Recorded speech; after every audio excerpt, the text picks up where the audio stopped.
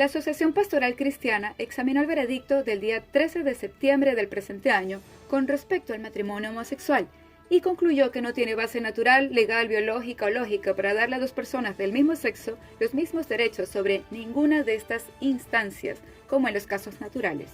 En principio, es importante dejar claro que esto no se trata del derecho que cada quien tiene de compartir una vida con quien desee bajo el mismo techo, ya que esta libertad, todos saben, está actualmente permitida.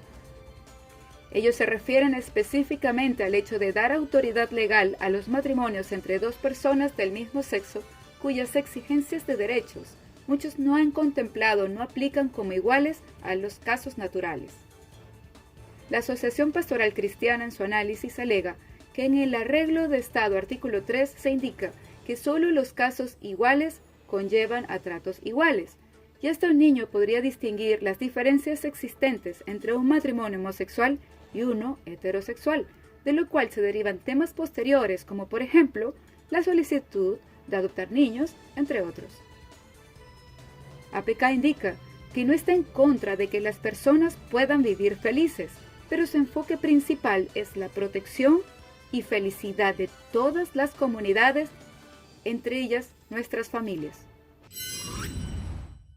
De acuerdo al secretario de Estado Raymond Knox, Holanda está ayudando a Curazao, Aruba y San Martín con medidas estructurales en la lucha contra la corrupción en las islas.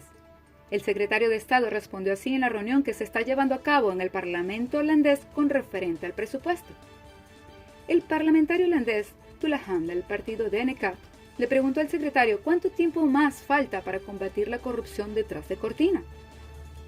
Knox sigue explicando que desde el año 2016 el reino ha creado para ello un fondo llamado TBO por sus siglas en holandés y traducido al español como Equipo de Lucha contra la Corrupción,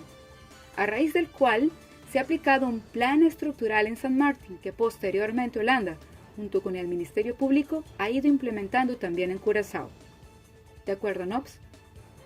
el Parlamento holandés ya tiene en sus manos toda la información recopilada del año 2019 en cuanto a corrupción, lavado de dinero, estafas y malversación de fondos, tanto de empresas públicas como privadas se refiere, por lo que acaban de aprobar más de 13 millones de euros entre los recursos que han dispuesto para combatir estos tipos de criminalidad en las islas del Caribe del Reino de Holanda hasta el año 2025 o más. Actualmente hay una discusión en el Parlamento referente a la nueva ley que permite usar vidrios oscuros en la parte delantera del vehículo, y todo indica que pronto será aprobada. Desde el seno policial, fuentes cercanas han dicho que ellos no están de acuerdo para la aprobación de esta ley, ya que el trabajo que realizan actualmente se hará aún más difícil. El cuerpo policial no cuenta con las herramientas necesarias actualmente para medir el porcentaje de oscuridad de los vidrios, por lo que en adelante ya no podrían precisar con exactitud aquellos que atentan contra la seguridad al conducir sin el cinturón, hablar por teléfono e incluso identificar a posibles sospechosos de actos delictivos, ya que los vidrios oscuros obstaculizan la visibilidad.